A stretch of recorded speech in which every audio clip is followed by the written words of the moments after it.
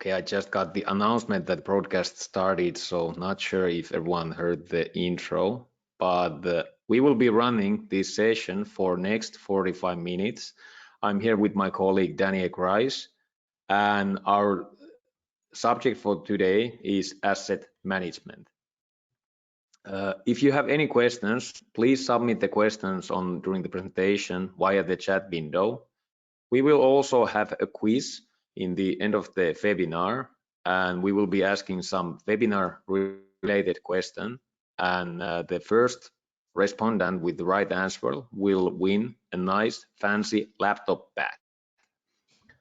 We will be talking about asset management, which is one of the most fundamental elements of cybersecurity and IP operations, but despite of its importance, it is still badly overlooked and poorly managed at most of the organizations. One of the main reasons might be the complexity of the solution domain, which probably scares away many people so that they even don't want to get involved or find it just too difficult to get done right. We will talk about asset management, about kind of a new approach to this area, and we will put it into the context of zero trust, which is a timely topic for many organizations and one of the very fundamental elements of zero trust implementations is understanding your assets. You should be able to see my screen, and I'm going to the first slide now, and that is the agenda slide.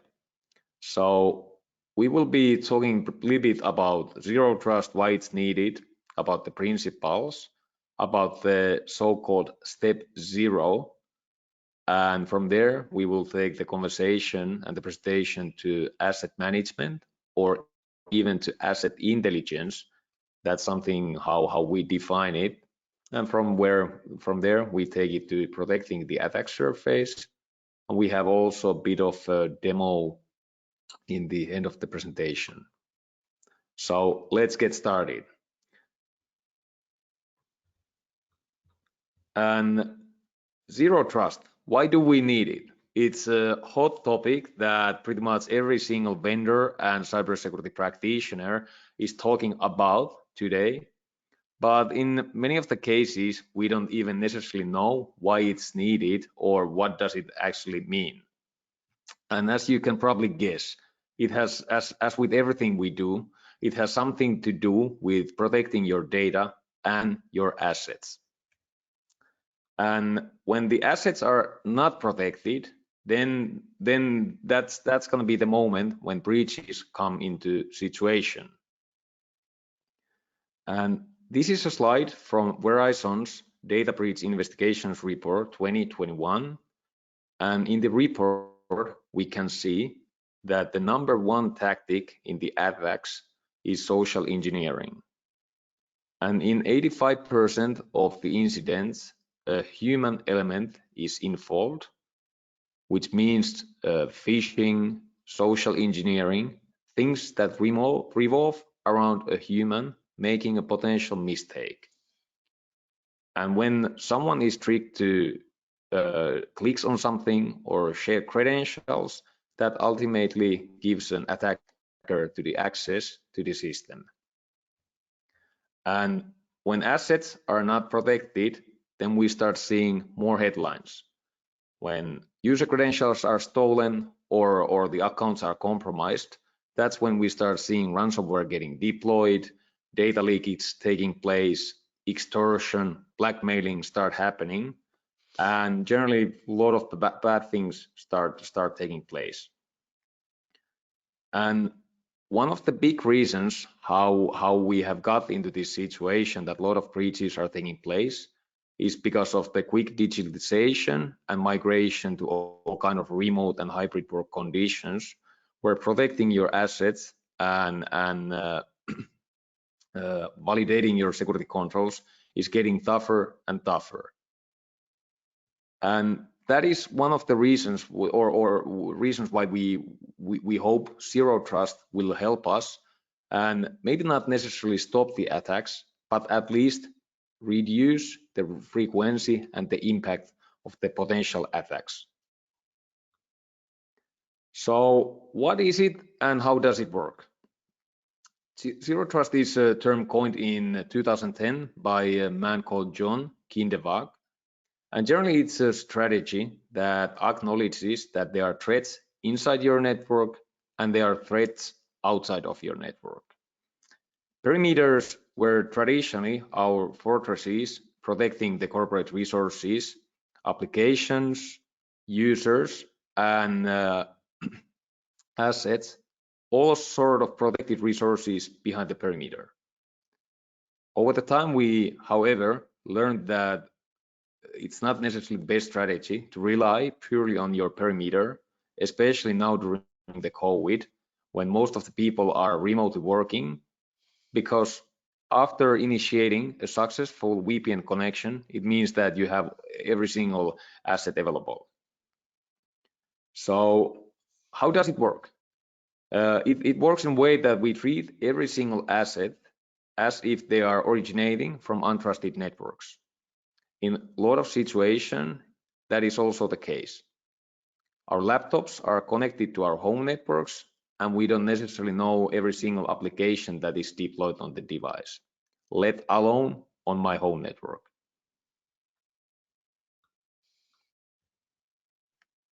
Then we have a look at the architecture and how do we build it.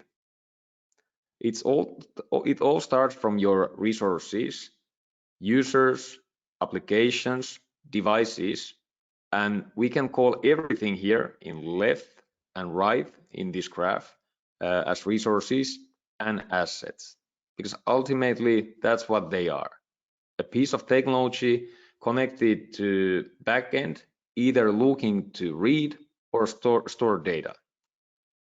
These are technologies in cybersecurity assets. My user may want to connect into a Zoom instance over here. My Zoom instance may be protected instance. We don't want anyone to log in or access or seeing our Zoom content. So what we do is starting to provide access conditions, looking where the user is logging in from, which device, what the username is of that user, what application the connection originates from, and when they're trying to connect that Zoom, is it coming from Zoom in Slack, or is that the Zoom in web browser, or maybe the native application on a mobile device? These are the access conditions that we look when it comes to the Zero Trust architecture. After understanding the profile, we start looking at the eligibility. Are they allowed to connect or are they not allowed to connect? And a lot of times when we look at this diagram, many people say that, this is great, let's go and implement it. And that's going to be one of the trickiest points with the Zero Trust implementations. It's a strategy, just like we described, and it involves a lot of steps. It involves a lot of elements that you need to take care of before you head into the actual implementation. And there are two particular questions that you really need to ask from ourselves before starting the implementations. What are you trying to protect, and from who are you trying to protect? And when we think about the first question, we need to start discussing about questions like, okay, what are your critical assets? What are we actually trying to protect over here? What are the requirements and policies from our stakeholders? We spoke about the Zoom. How about our database? Or how about our CRM? Or how about our regular Office applications? What are the policies per applications, per devices, per instances? And what is the consequence if these elements are not getting protected? And by working on these questions, we actually start understanding the next question, who we are trying to protect these resources from.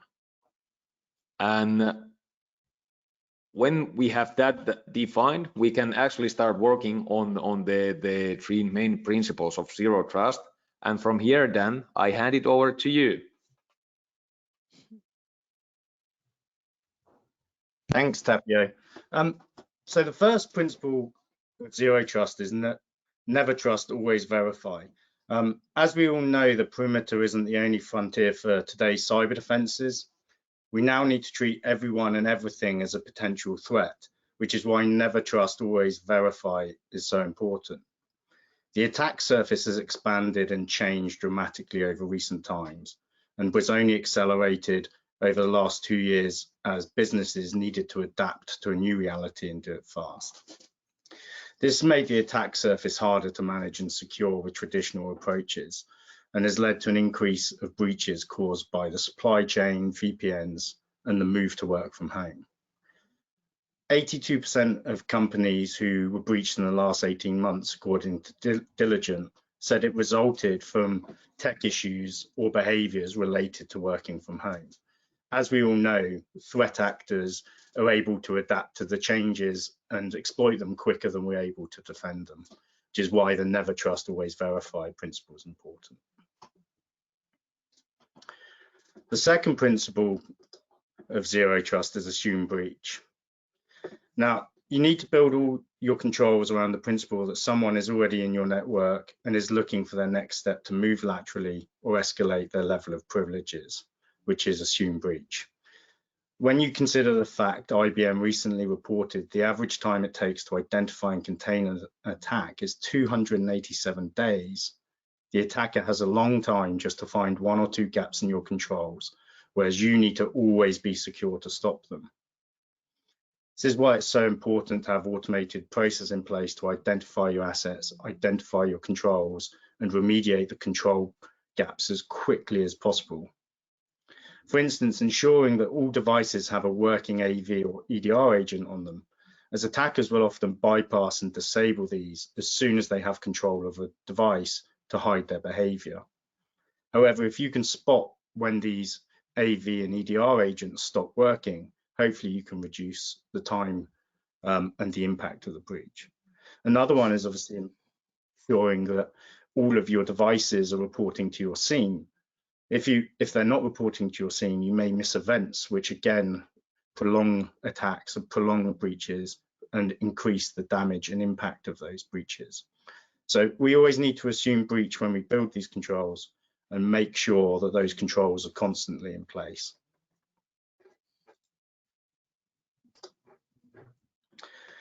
The third principle is verify explicitly, ensuring that every part of a request for access, user identity, location, device state, and health is accurate, is key to ensuring that a valid request from a trusted source. This process can be greatly improved by basic cyber hygiene or asset intelligence, like ensuring all of the right controls are on each device, that access for users who have left the business have been removed properly, or even ensuring new accounts have been created for legitimate reasons. As in the case of Christopher Dobbins, who created himself a dummy user account when he was terminated and used it to breach and damage records at his former employer after receiving his final pay packet. That caused massive damage and cost and impact to the business because they didn't have controls in place, not only to verify explicitly the request for access, but they weren't even ensuring that accounts were created for the right reasons. However, if you don't have a good baseline of controls in place when you implement checks for things like device state and health, you risk locking out users on day one of your zero trust implementation, which is one of the reasons why organizations find it very hard to implement zero trust. So step 0, assess visibility and identify critical assets. The fundamentals of any good cybersecurity practice, process, or framework are visibility and inventory. There is a reason why pretty much all of the security frameworks have identify your assets and what is on them as the number 1 and 2 of their list of controls. If you don't have good control and visibility over your assets, this will lead to misconfigurations, vulnerabilities, mistakes, poor decisions, and ultimately incidents and breaches of your organization. Before we can start building the controls that we need to achieve zero trust, we first need to understand our assets. So step 0 for zero trust is assessing our visibility and identifying our critical assets. However, we can only truly and accurately make the decision of what is critical by inventorying everything. If you don't know everything, the decisions you make are then fundamentally flawed about what is critical and what isn't. With zero trust, there is an acronym DAS, Data Assets, Applications and Services, which each organization needs to take a deep dive into and understand before they can truly implement a zero trust architecture.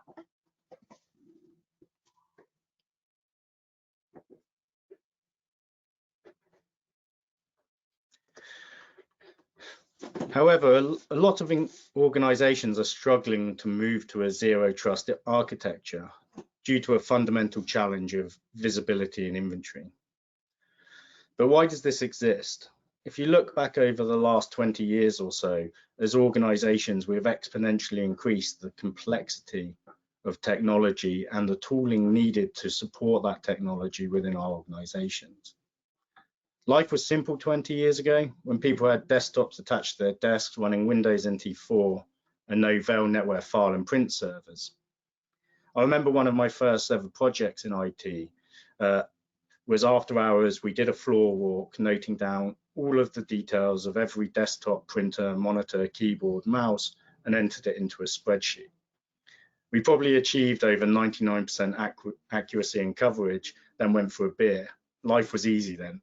However, with digital transformation, although I think digital evolution is probably a better term because it never seems to end, this journey, took hold, and we saw proliferation of the internet, which led to more diversity in our environments like Linux servers and created a bigger attack surface with web servers.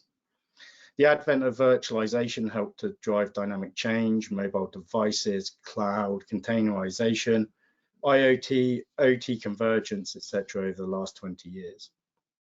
And all the tools needed to manage and secure these devices has led to an ever more complex, expanding, dynamic and difficult environment to inventory and secure.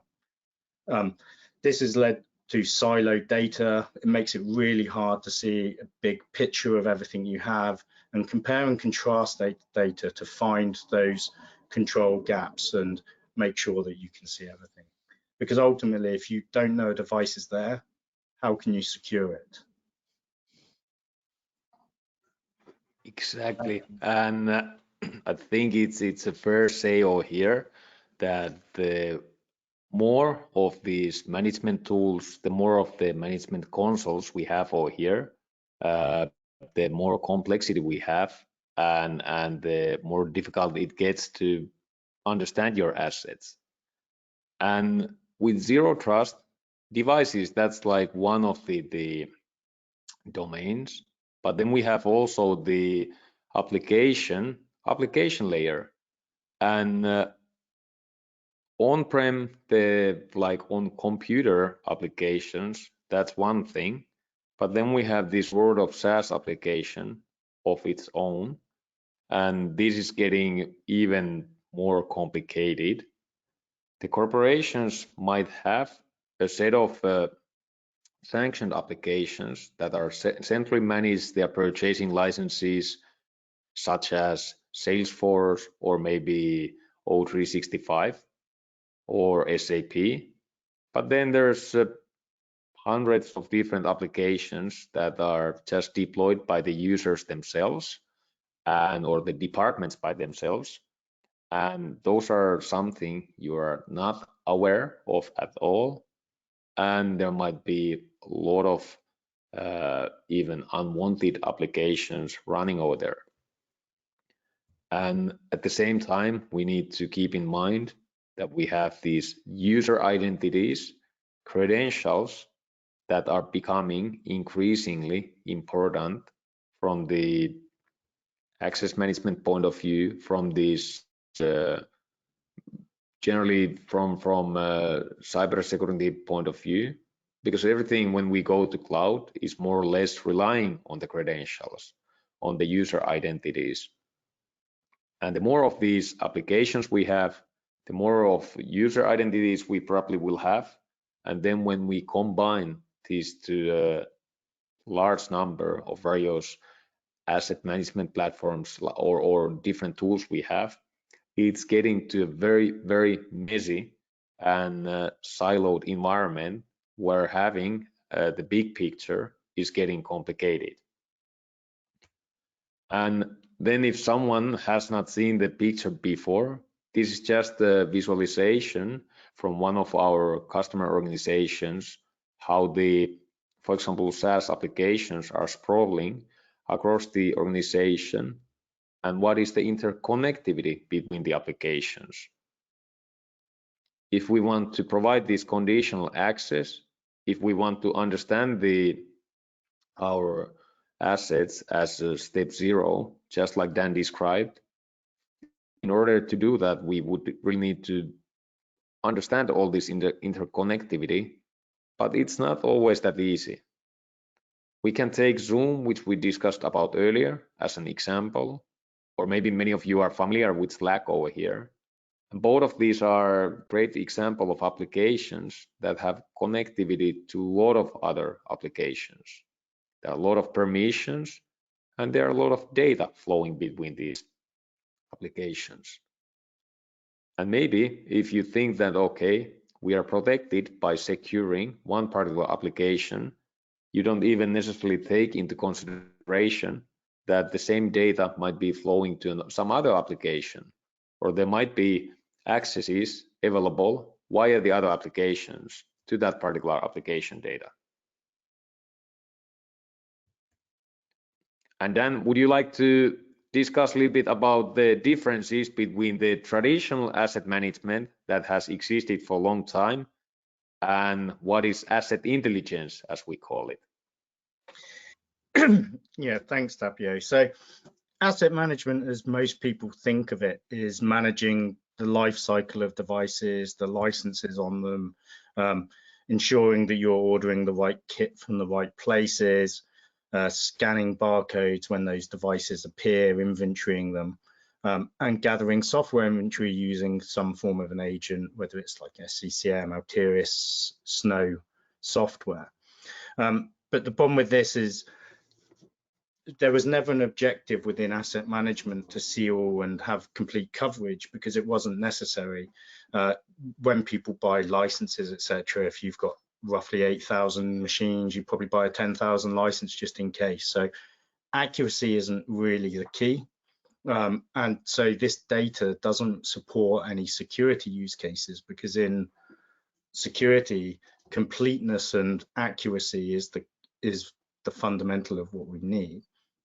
So as we move to asset intelligence and away from traditional data sources like CMDB, we then move to a point where it's about seeing all your devices, seeing them in context, understanding your attack surface, both external and internal, seeing all the device types, not just something you can scan with a barcode, but everything all the way from a router at the bottom in the network layer to a Lambda function in a cloud environment at the top, and making sure you understand where all of those are, how they interact, and make sure they're secure.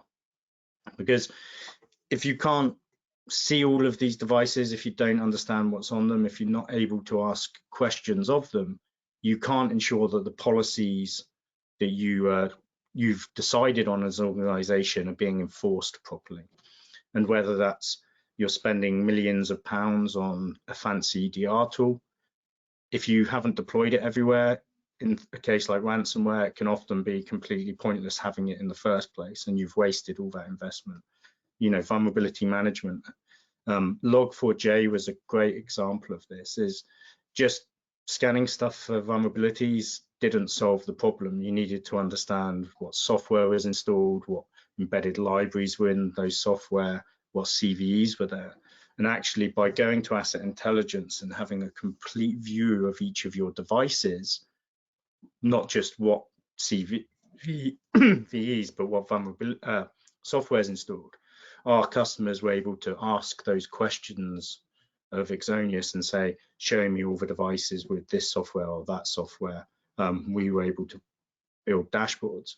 So again, that's moving to a state of intelligence and be able to see the big picture and ask questions. And again, incident response. One of the biggest challenges in incident response is the identify phase at the start. The SOC team sees an alert with an IP address, and it takes them time to work out what that IP address is, where it is, what's on it. However, having all that data in one place, with Exonius, that initial identify phase of incident response is a 30-second activity, and you can see all the data together.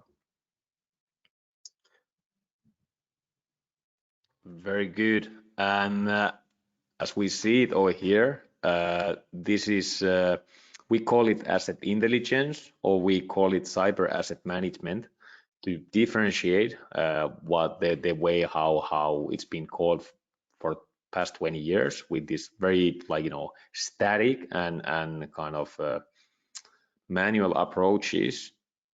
And Gartner decided to call it something else. They decided last summer in July 2021 to call this as a cyber asset and attack surface management, Chasm. So Dan, do you want to explain us a little bit how it actually implemented? Because I'm sure many people would like to know.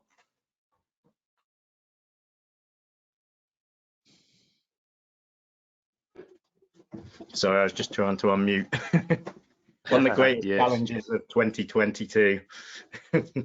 You're on mute. Yeah, so Chasm's wider, obviously, than just cyber asset management. It's about looking at it within the context of your attack surface.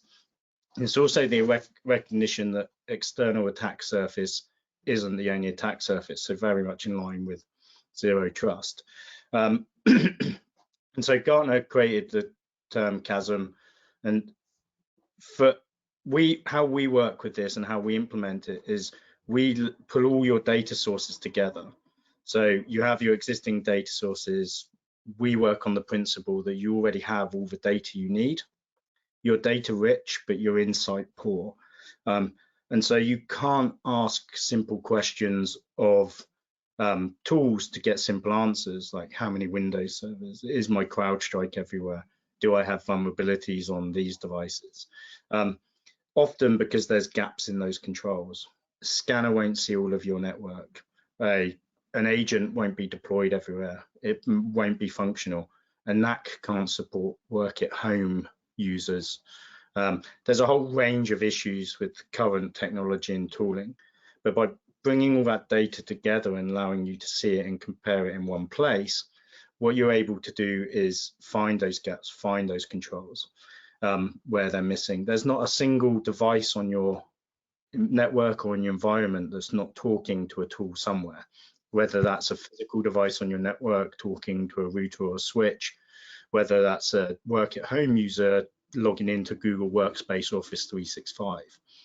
So you know about these devices, but what you're not able to do is find where they're not working, where, let's say, your EDR agent isn't deployed, because CrowdStrike can't tell you that if you're using CrowdStrike. But by comparing and contrasting it with your software management, your patch management, your vulnerability management, your Active Directory, your cloud workspace provider, we're able to help you see that big picture, do the compare and contrast, and find the gaps in those controls. This sounds very much compelling to me. How long is the deployment cycle if you can read all that data via those APIs? The deployment's pretty easy. So we have SaaS, or we have an OVA, and with the SaaS we deploy an on-premise container to act as a middleware component for the on-premise solutions. But the biggest problem we run into with companies deploying this is internal politics and processes around gaining credentials to the third-party tools. With a small company I worked with, where there is like 5 guys in the security team and they had access and owned all the tools, he turned up on day 1 with all the credentials, and within about 2 hours we had the system fully up and working. And then with a large bank with hundreds of thousand employees, it took them like 2 months to get the credentials. Now that was process on their side. It wasn't the deployment on our side. But basically, all of the we have 450 pre-built connectors for third-party tools.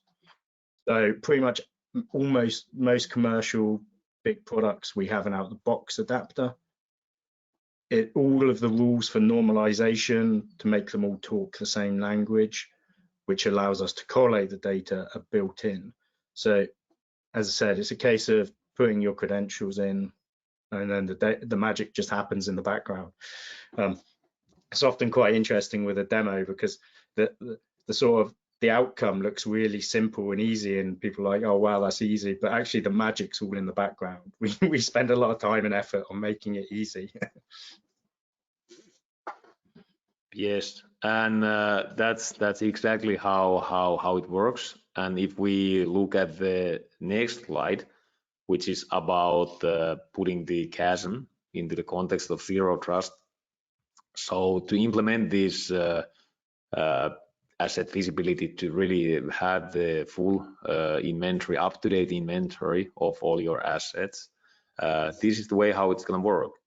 We have our tool over here that is collecting all the asset information from your Active Directory, from your YAML, from your cloud instances, from your SaaS applications, from your endpoints, and putting that data into one single database. And just like Dan described, it is normalized so that all the data looks the same. We understand that, okay, this as hostname field, it's the hostname field, or also in this other platform, even though the field name might be different. And we get the exact count of any assets, and you can start asking those questions. And I think like endpoint hygiene, that's a very typical question in the zero trust implementations. For example, we need to deploy a security agent on every single device. How do you really verify that the agent is deployed on every machine where it should be? Because from the agent management console, you can only ask where it is already deployed. It's not going to tell you the missing devices. Or in the same way, maybe you have those short-time cloud workloads on cloud, and it's very important there are no unnecessary credentials associated with them or any of the access policies. But it's very tough to keep on track all those short lifecycle instances. And again, you can see them all here, and you can ask pretty much any questions that you want to ask. And in the implementation, if I think about the key takeaways, it's definitely the inventory of the assets. So that's going to be the step 0. What are my publicly accessible production assets? Just like we described about the cloud workloads, often they are hosting publicly accessible applications. And it's going to be really bad if some of them are running like old software version that is vulnerable for Log4j, or if there are some unnecessary ports open. Maybe there's even some unencrypted storage buckets which we have left open in the test or deployment phase. Depending on the monitoring solutions we want to use, we can track all of them. And we can also, for example, look at the user credentials, user profiles, track the expired or orphaned users, the users that have got their admin credentials 20 years ago when the company deployed the first 80, and for some reason, it's still the user is still carrying those credentials. I think, Tapio, why this is so fundamental as a step 0 is a couple of things. Is if you have a policy in place in your zero trust that says every device must have a working EDR agent, we see when we work with customers, typically around 10% of their devices have a missing agent. So you're going to lock out 10% of your users on day 1, which is why people find this hard to implement. And another example is the CMDB stale data. I'm working with an organization at the minute. They have security classifications on their assets in the CMDB. Rule 1 of their top level security classification is anything in the DMZ gets top level classification. We compared devices that were in their DMZ to devices security classification, so only a subset, and 50% of them had the wrong security classification in the CMDB as they were in the DMZ. So if they built a zero trust policy around those security classifications, they would build it on the wrong data and it would be fundamentally flawed from day one. Those are very good points. And we have a bit of time left in the webinar, so we thought that maybe we can show you a little bit how this works. We actually took some screenshots so that it's a bit quicker to show. We don't need to build every single dashboard or view over here. I can't But see if your someone, tab yet. yeah, I'm just changing I have a separate presentation for that one, so let me just share it. And okay, I lost the sharing window. Let's get it there. I can see the presentation. You need to press start on it. Yeah. Okay. Over here. And I actually need to switch it to, you should see the full screen now. Yeah. Yep. Very good. And by the way, if someone has any questions now from the first part of presentation or would like to ask about some particular use case, just type it in the chat window and we are happy to take it. Dan is very experienced with the deployments. He's seen a lot of customer environments, so you probably get some good insight if you have any questions. So far, I don't see any question in the chat box. Okay. The use case one, getting the asset inventory. So we remember this busy, noisy environment, and this is the reality for most of the organizations. If we think about understanding all these assets, you can ask yourself that, okay, how can I get the inventory out of all this? And as we remember, our suggestion is to connect to the APIs of every single console over here and read the information via that API. And the outcome is a comprehensive asset inventory that is always up to date because we fetch that data every day. And for example, in this particular customer environment, we have 40,363 Windows devices, assets over here. It can be Windows devices, mobile devices, MacBooks, servers, cloud workloads, pretty much anything we categorize as being an asset. And if I click one of the devices shown there, I'm going to get more details about that particular device. I'm going to get information about the very basic information like IP address, host name, the user associated with the device. But I also can get some more detailed information like installed software or maybe the vulnerable softwares on that particular device or maybe the security patches over there. If we needed some agents, we can also see that agent information like XDR, EDR, I don't know, maybe zero trust agent. Some vendors call it even like that. And then we can also group these devices. We can tag them like, okay, if our objective is to have 100% agent rollout implemented, we can, for example, group the devices so that we say that, okay, here are the devices that are still missing the agent.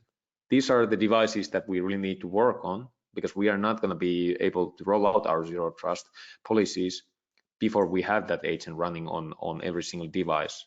Or otherwise, what's going to happen is just what Dan described. 10% of the users will be locked out because they don't have the agent on their devices. And we can create all kind of queries. We can ask all kind of questions from that data. And based on those questions, the way how we handle the data, how we produce the data, you can also start visualizing the data.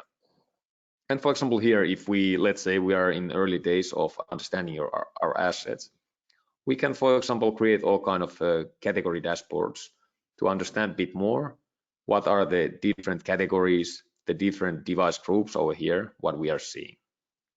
And all these dashboards are interactive. So if I want to see, for example, our Windows Server 2016 devices as of today, I just click this bar over here and it's gonna open it for me, the list of those devices. And the same applies also to the cloud instances. So we are not limited to on-prem computing assets only. It can be AWS, it can be GCP, it can be Azure, it can be your VMware, it can be Lambda, just like Dan described, but also the mobile devices.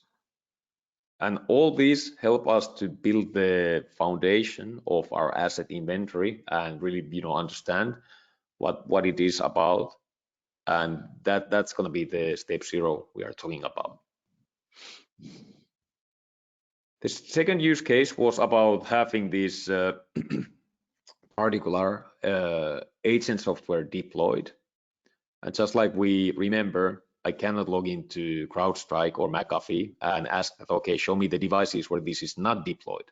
I always can ask where it is running, but the opposite question, that's going to be tougher. And the more operating systems, the more sites, the more computing platforms we have, the more complex these questions are getting, the more difficult and time-taking it's going to be to answer these questions. And in our case, it's getting simple again.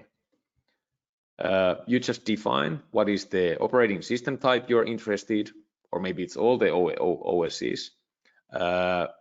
We are in this case interested in devices that we have seen in certain time frame, and we are just we want to see all the devices that are missing. We see this not button pressed over here.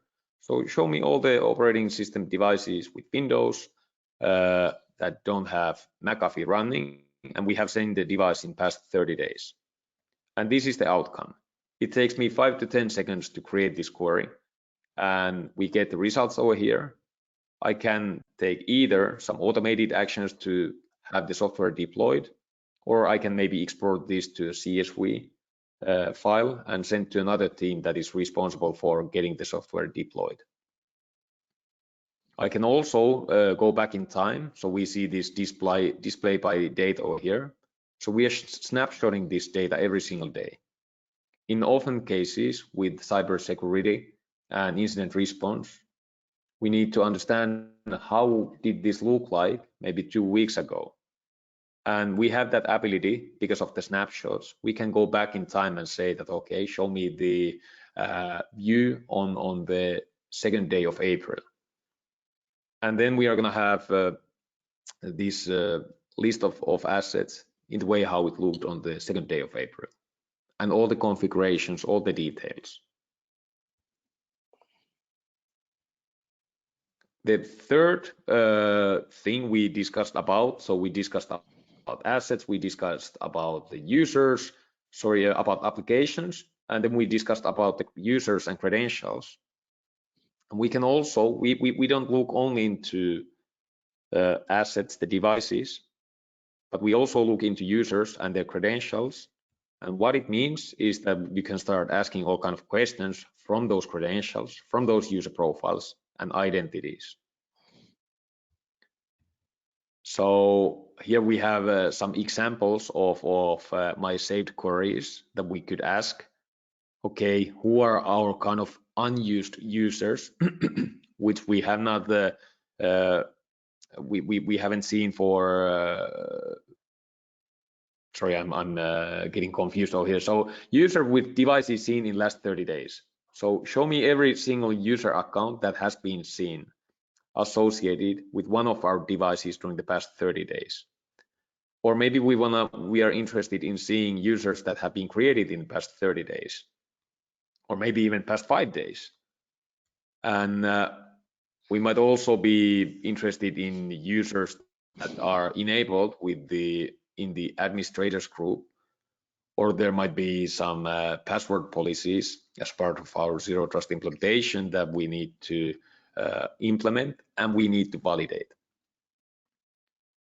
And here, for example, what we are asking is that, okay, show me all our users who are admins, they have their accounts disabled, and the password is never expiring. And those are the type of accounts we definitely don't want to have in any of our environments. And normally you would think that this type of stuff doesn't really exist, but you might be surprised if you deploy it and you run these queries, that what kind of findings you're actually getting. So Tapio, Yep. one customer, fairly decent size, 50,000 employees. They had 5,000 accounts in their Active Directory that hadn't been logged into for over 2 years.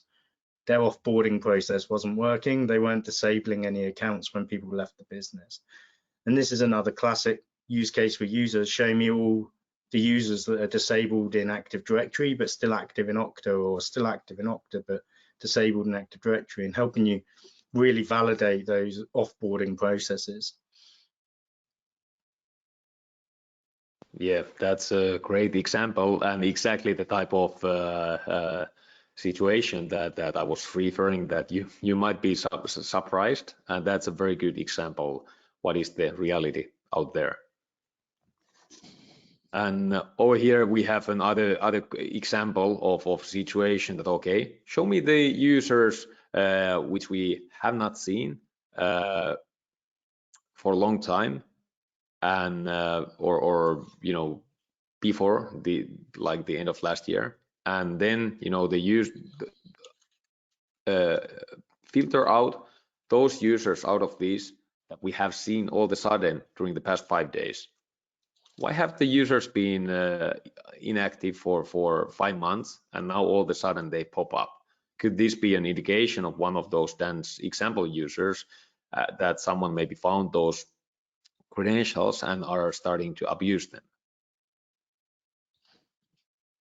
And then what comes to applications, we can ask about the applications, we can list different applications we have, we can look for different versions. And for example, when Log4j came out, we created immediately a query with all the reported applications vulnerable for Log4j, and people were able to ask that, okay, what's the impact for my devices?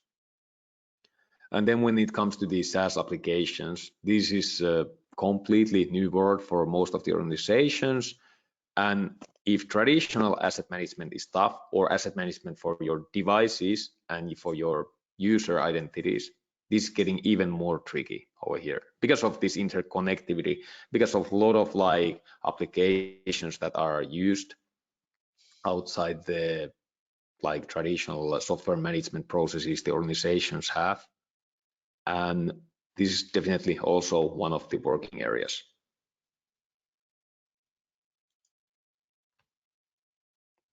I think we wrap up our presentation over here.